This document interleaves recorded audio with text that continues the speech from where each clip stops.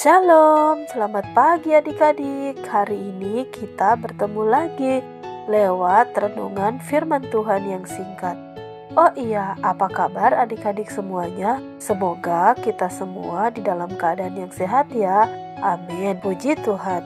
Baiklah adik-adik, mari kita berdoa terlebih dahulu. Ayo lipat tangan, duduk dengan sopan, sikap berdoa yang baik. Kita akan berdoa bersama-sama. Tuhan Yesus yang baik, terima kasih buat hari yang baru. Di hari ini kami boleh kembali beraktivitas dengan baik. Tuhan tolong sertai kami sepanjang hari ini. Dan sebelum kami memulai aktivitas kami di hari ini, kami mau mendengarkan renungan firman Tuhan lagi. Biarlah firman Tuhan itu menjadi pedoman hidup kami sepanjang hari ini. Berfirmanlah Tuhan, kami sudah siap untuk mendengarkannya. Haleluya, amin. Ayo adik-adik, kita buka Alkitab kita di dalam kitab Mazmur pasal yang ke-20 ayat yang ke-7. Ayo kita perhatikan bersama ya. Sekarang aku tahu bahwa Tuhan memberi kemenangan kepada orang yang diurapinya dan menjawabnya dari surganya yang kudus dengan kemenangan yang gilang gemilang oleh tangan kanannya. Sekali lagi ya. Sekarang aku tahu bahwa Tuhan memberi kemenangan kepada orang yang diurapinya dan menjawabnya dari surga yang kudus dengan kemenangan yang gilang gemilang oleh tangan kanannya. Renungan firman Tuhan hari ini kita beri judul Kemenangan. Kemenangan adalah keberhasilan yang didapat dengan melalui sebuah perjuangan yang berat. Sehingga seseorang yang berhasil dalam perjuangannya disebut menang atau menerima kemenangan. Jadi kita umpamakan sekarang adik-adik sedang menghadapi sebuah pertandingan. Misalnya pertandingan atau lomba pada acara 17 Agustus, hari kemerdekaan kita. Biasanya setiap tahun dalam memperingati hari kemerdekaan diadakan berbagai macam perlombaan yang akan dicari siapa pemenangnya. Dalam perlombaan tersebut akan muncul seseorang yang disebut sebagai pemenang. Ia yang memenangkan perlombaan tersebut. Untuk mendapatkan kemenangan, adik-adik harus berusaha, berjuang untuk mengalahkan peserta lomba yang lainnya. Nah, adik-adik, sebelum mengikuti lomba tersebut, adik-adik sudah mulai mempersiapkan diri dengan sebaik-baik mungkin, bukan? Agar pada waktu adik-adik mengikuti perlombaan dan pertandingan tersebut, adik-adik sudah di dalam keadaan yang siap menjadi seorang pemenang. Kira-kira persiapan apa saja yang adik-adik lakukan untuk menghadapi perlombaan tersebut? Ya, tentu saja seperti biasanya, latihan, atur strategi, latihan fisik, dan menjaga semua asupan makanan yang masuk ke dalam tubuh adik-adik. Karena adik-adik menginginkan sebuah kemenangan, bukan? Jadi segala sesuatunya harus benar-benar diatur dan dipersiapkan. Adik-adik, perjalanan iman kekristenan kita sama seperti layaknya sebuah pertandingan, di mana kita butuh persiapan diri untuk dapat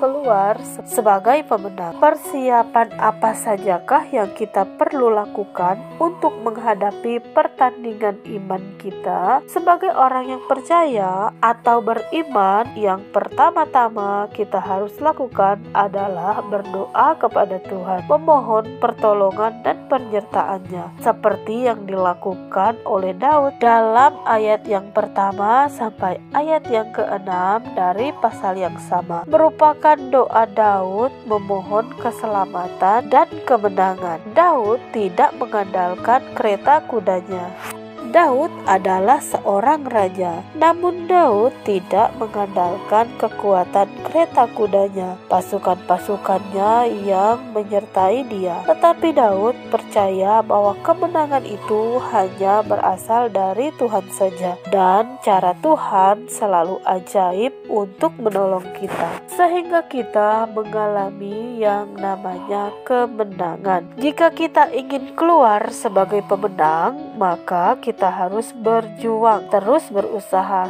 sampai kemenangan itu kita peroleh. Dan sangat penting untuk kita selalu berdoa kepada Tuhan, karena kemenangan itu berasal dari Tuhan. Dengan kata lain, kemenangan itu diberikan Tuhan kepada orang-orang yang dikasihinya dan orang-orang yang diurapinya. Adik-adik, di dalam sebuah perlombaan atau pertandingan ada yang dinyatakan sebagai pemenang, namun ada juga yang dinyatakan sebagai seorang yang dikalahkan atau orang yang kalah atau orang yang sudah kalah. Dalam pertandingan iman pun demikian, ada yang menang dan ada yang kalah.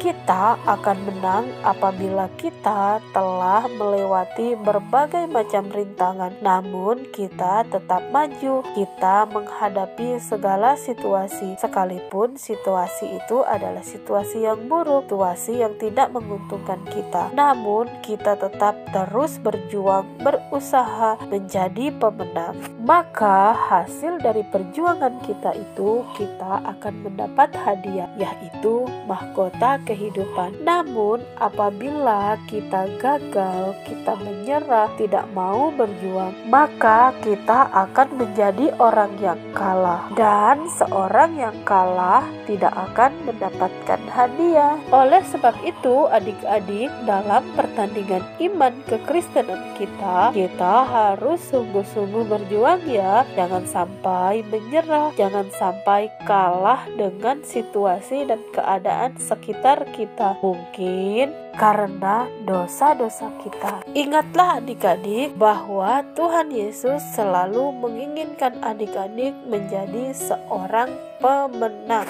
Tetapi iblis ingin selalu melihat adik-adik dengan mudahnya dikalahkan. Ayo adik-adik selalu berdoa, mohon penyertaan dan pertolongan Tuhan agar kita bisa melewati segala situasi dan kita boleh menang menjadi anak-anak Tuhan. Adik-adik akan mendapatkan sebuah piala atau sebuah hadiah dari perjuangan adik-adik karena adik-adik sudah menang. Mari kita berdoa bersama-sama. Terima kasih Tuhan untuk firman Tuhan yang sudah kami dengarkan. Kami tahu Tuhan, Engkau sungguh sangat baik. Engkau selalu merancangkan segala sesuatu yang terbaik bagi kami. Termasuk Engkau menginginkan kami selalu menang menjadi anak-anak Tuhan. Kami boleh menang melewati masa-masa yang tidak baik dalam hidup kami. Biarlah kiranya firman ini menjadi kekuatan iman kami yang baru. Tuhan Yesus teruslah berfirman dalam hati kami, menjadi rema yang menguatkan kami. Terima kasih Tuhan Yesus. Inilah yang menjadi doa kami. Kami mengucap syukur. Haleluya.